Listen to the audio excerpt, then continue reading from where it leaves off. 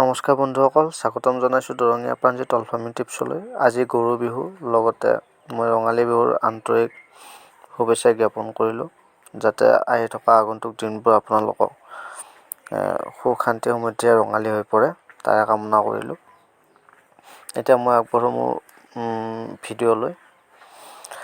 মানে বহুত বন্ধুসকলে মোক বহুতে কমেণ্ট কৰি সুধি থাকে যে দাদা মই গাহৰি ফাৰ্ম কৰিব ওলাইছোঁ, মানে গঁৰালটো কেনেকৈ বনালে ভাল হ'ব, কেনেকৈ বনাম মই, মোক কমেণ্ট কৰি সুধি থাকে।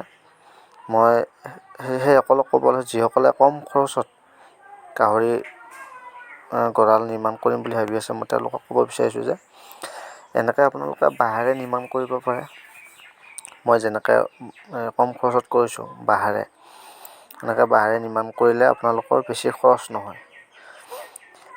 আপোনালোকে যেতিয়া যদি ব্ৰিডিং ফাৰ্ম কৰিব বিচাৰে, মাইকী গাহৰিৰ কাৰণে আপোনালোকে এটা ৰুম 8x8 বা 7x9 ৰুম এটা বনাই ল'ব। বেছি খৰচ নহয় আপোনালোকৰ। এটা ৰুমত মিনিমাম আপোনালোকৰ 4-5 হাজাৰ টকামান খৰচ হ'ব। আপোনালোকে ওপৰত ত্ৰিপাল দিলেও চলি যাব, বেছি খৰচ কৰিব, টিং নিদিলেও হৈ যায়, কাৰণ টিঙত বেছি গৰমেই হয় গৰমৰ দিনত। ত্ৰিপাল দিলেও চলি যাব কম খৰচত। তেনেকৈ আপোনালোকে কম খৰচত এটা ৰুম মিনিমাম 4-5 হাজাৰ টকাত এটা ৰুম ওলাই যাব আপোনালোকৰ। যদি বাঁহ ঘৰ হয় আৰু কমতে হৈ যাব। যদি আপোনালোকৰ ঘৰ বাঁহ হয়, বাঁহ যদি কিনিব নালাগে আৰু কম খৰচত হৈ যায়।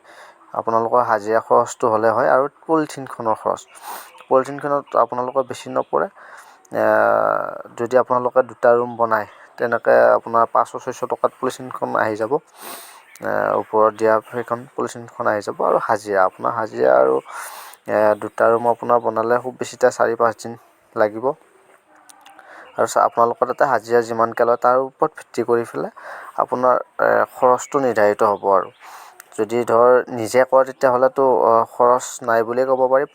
মাত্ৰ পলিথিনখনৰ খৰচ। যদি আপোনালোকৰ বাঁহ নিজৰ আছে আৰু যদি কাম কৰে, গঁৰালটো যদি নিজে বনায়, নিজে ফ্ল'ৰ কৰে, মানে নিজে যদি ঢালাই চালাই নিজে কৰে চব কাম, তেতিয়াহ'লে আপোনালোকৰ খৰচ একেবাৰে নাই।